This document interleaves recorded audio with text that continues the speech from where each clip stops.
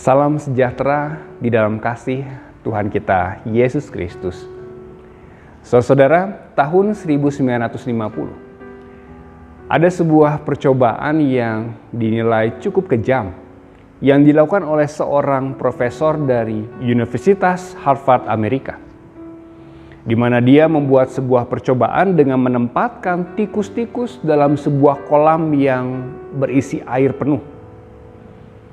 Dia mencoba untuk mengetahui berapa lama waktu bagi tikus untuk bertahan dalam situasi yang seperti itu.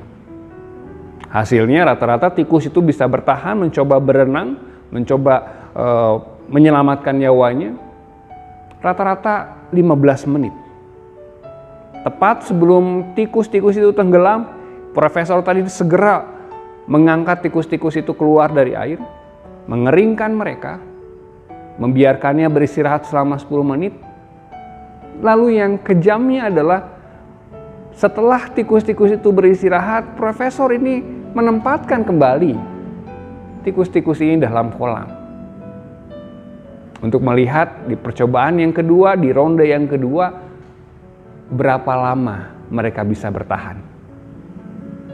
Umumnya orang akan berpikir sepertinya tikus ini akan bertahan, waktunya akan lebih rendah, lebih cepat dari percobaan yang pertama karena mereka sudah sangat kelelahan.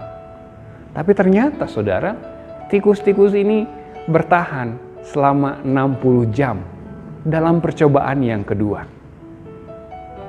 Kesimpulannya, harapan yang dimiliki oleh tikus sesaat ketika mereka hendak tenggelam lalu kemudian mereka selamat karena terus berenang, yang membuat mereka memberikan seluruh kemampuan mereka ketika mereka masuk dalam kolam untuk kedua kalinya.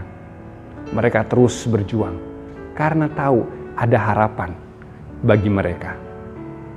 Nah saudara, jika harapan yang begitu kecil berdampak luar biasa bagi seekor tikus, bayangkan apa dampaknya sebuah harapan dalam kehidupan saudara dan saya. Saudara, selama lebih dari 1 tahun kita berjuang bersama dalam situasi pandemi COVID-19 ini. Perjuangan yang saya yakin tidak mudah. Perjuangan yang saya tahu dan saya alami sendiri, perjuangan yang begitu berat. Bagaimana kita harus mengurangi aktivitas kita di luar rumah.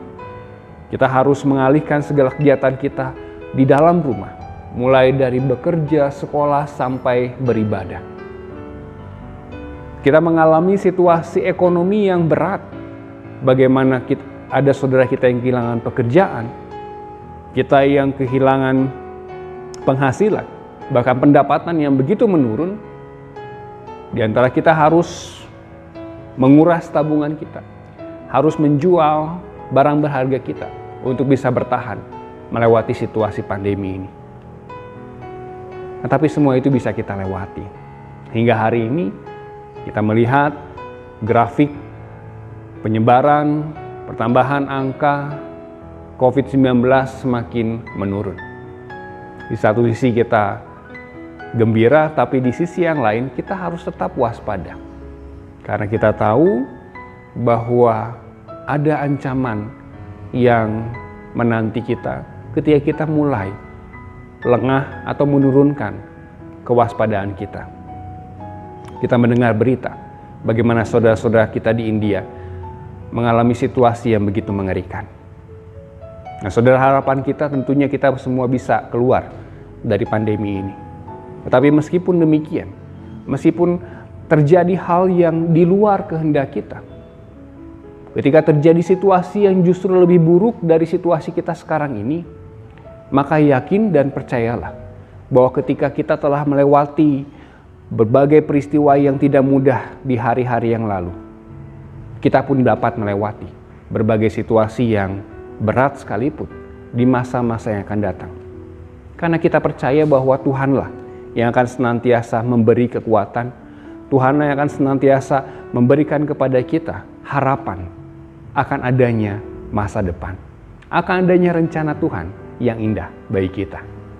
Saudara, Roma 8 ayat 26 mengatakan kepada kita, demikian juga Roh membantu kita dalam kelemahan kita.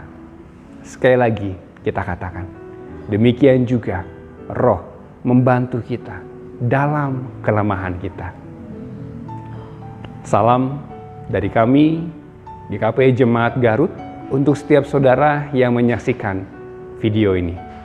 Salam untuk setiap lansia di Klasis GKP Wilayah Priangan.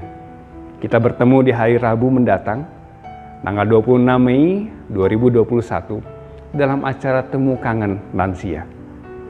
Tuhan menolong dan berkati kita. Amin.